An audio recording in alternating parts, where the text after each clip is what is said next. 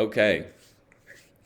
So, welcome back to art class, everybody.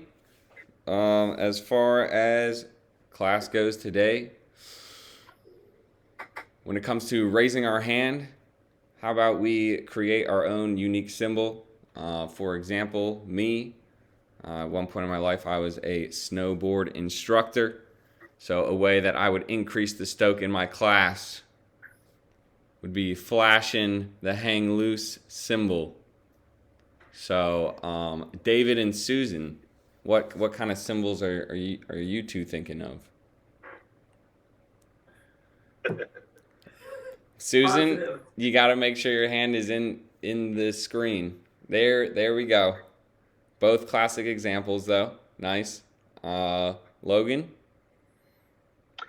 I'm just gonna go hand raise. classic. Yeah, classic. Yeah, Can't easy, beat it. Easy to remember. Old school. Yeah. Yeah. Carson.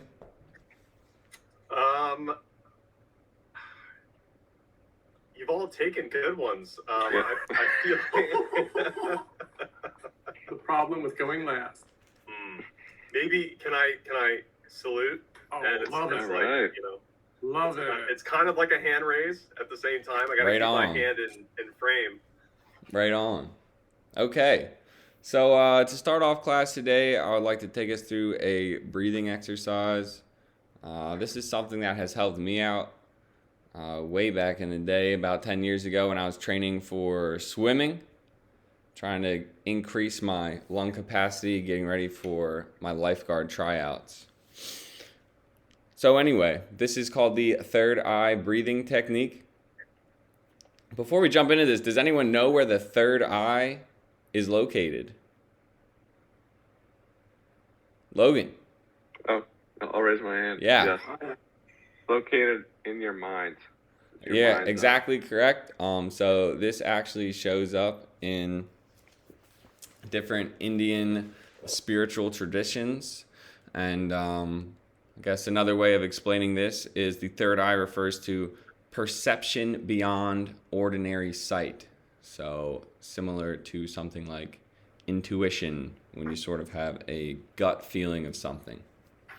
So let's all take our dominant hand, whichever hand that is for you, and we're going to place our middle finger right on our third eye here in the center.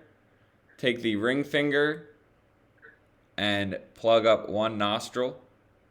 Now the way this works is we will breathe in through one nostril for 4 seconds, then switch to plugging with the thumb and breathe out the opposite nostril for 8 seconds.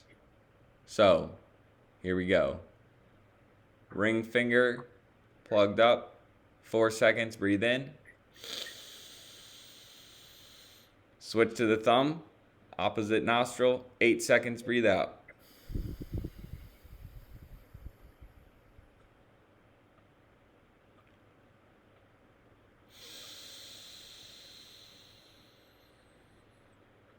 You can close your eyes too if that helps.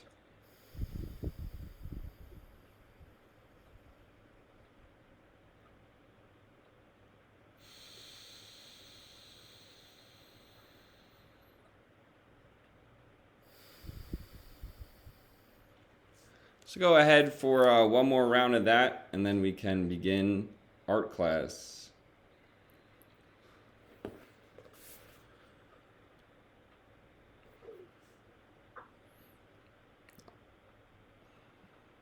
All right, so I don't know about you all, but the 8 seconds breathing out was really tough for me when I first started. And it's not the most natural thing, but once you kind of plan for it, you got to let it out real slow. That's what can kind of really help bring our heart rate down a bit. So anyway, here in class, you all know the drill. We always like to do show and tell here in class. Is there anyone out there that brought an item or maybe would like to share a brief story about something? Definitely not academic. Let's not do anything academic. So the room is free. Hey, Carson, please share. All right, so I think I'll share some thoughts and experience about a film I just watched last night with my two friends, Josh and Angel. This movie may be familiar to anybody that grew up in the '90s, and I hadn't watched it in a long time. But it's an animated film. It's the 30th anniversary of it, and I got nostalgic and went ahead and bought it so I could watch it. And this film is called Fern Gully. There's more to the title, but the main title is Fern Gully. And I think an important message in the film is conservation, a conservation message about trying to keep, maybe specifically rainforests, in good condition, not chopping down too many trees, polluting it.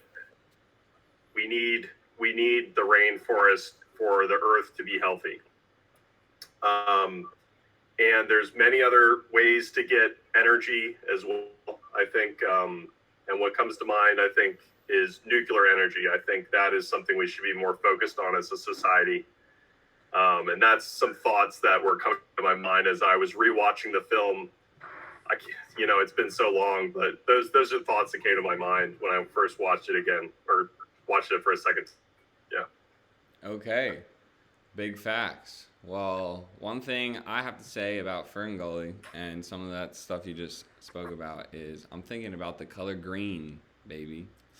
So that brings me to today's art lesson. We're going to be talking about some different colors in the color wheel. So I'm going to go ahead and share my screen. Have a PowerPoint to show everybody. I mean, you all know how this works. I'm always out here with these PowerPoints. So let's see here. It's going.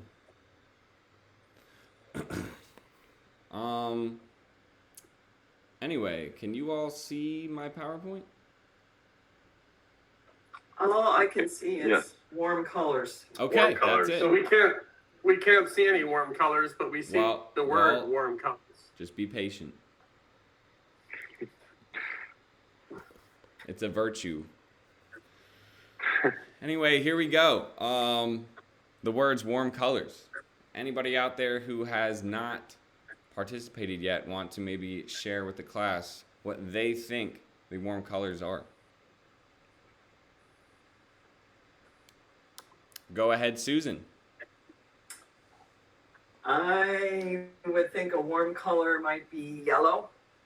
Yes, any others? Or is that it? Just So yellow? same with me or someone staying else? with Susan. Staying with Susan. Okay. I'll guess red, And we got one more. brown. It's not brown. Brown is actually not a color on the color wheel. Brown is one of the colors you get when you mix a couple of colors. Is there anyone out there that want to help Susan out? Maybe they think they have the third warm color. Go ahead, Logan. Orange. Yes, it is orange. So, here we go. Red, orange, and yellow. Now, taking this a step further, let's think about some different color associations. Is there anybody out there who thinks of a certain emotion or a certain memory when looking at these different colors? Go ahead, Logan. All right. The warm colors, I instantly think of campfire, Okay. which contains a lot of these colors, and also helps you to feel warm. Okay, so physical heat, and also campfire, sort of this community, sense of community as well, some positive feelings. Any negative feelings or negative emotions associated with any of these colors up here? David? Red for anger and or danger. Okay, for sure. Me personally, I grew up watching Teenage Mutant Ninja Turtles. Is there anyone out there that remembers which Mutant Ninja Turtle has the red mask? Carson?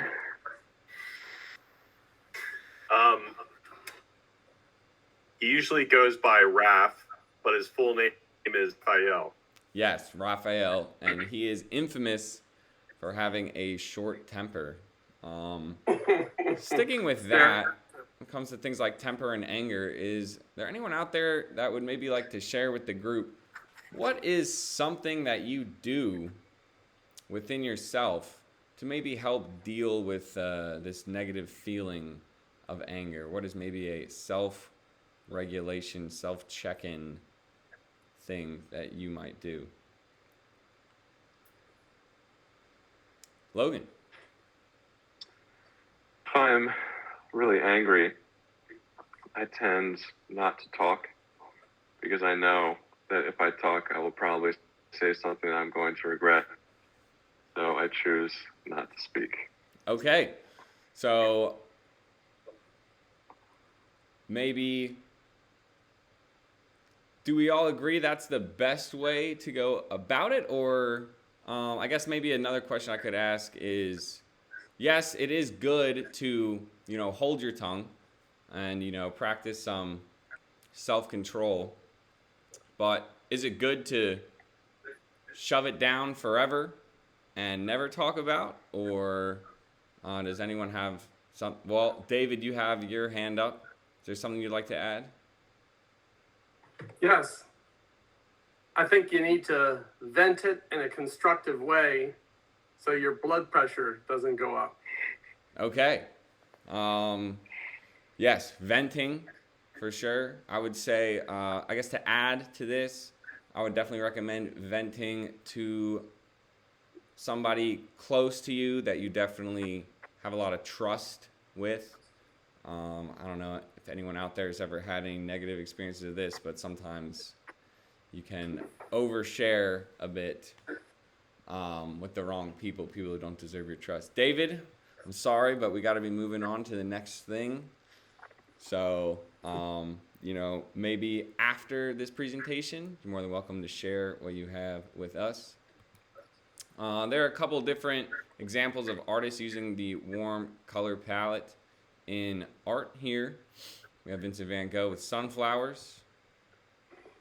A modern artist, Georgia O'Keeffe, did these large abstract close-up floral paintings. And of course, in graphic design, we got different sports teams constantly referencing these different color schemes, color palettes. So moving on to the next thing here, and we are running a little short on time, so I'm going to kind of wrap things up. We have the cool colors.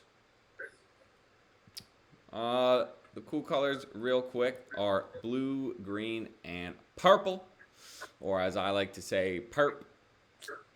Out of everyone out there in the group right now, looking at these colors, is this any of these three colors someone's favorite color? Susan? Blue. Have you ever taken a second to think about maybe why blue is your favorite color? I like it because it just reminds me of a lot of things in nature that I love. The sky, and then the water reflects the color of the sky and looks blue a lot of times. And I grew up around the water. So as my favorite color, my birthstone is sapphire. And I've just always loved that color blue. Nice. Appreciate the share. Going back to a couple previous slides, thinking about anger, dealing with anger, maybe Susan, maybe being in nature is a way that you can kind of counteract some of these feelings, you know, going to a familiar place or somewhere where you feel like, you know, it's going to give you that positive energy, balance that out. All right, well, that basically concludes the lesson for today. So, like I mentioned earlier, throwing up the hang loose. I'm going to say peace out to everybody. You don't actually have to leave the chat. I'm just going to go ahead and stop the screen record. All right? Thank you, Caleb. Thank you. Thank you.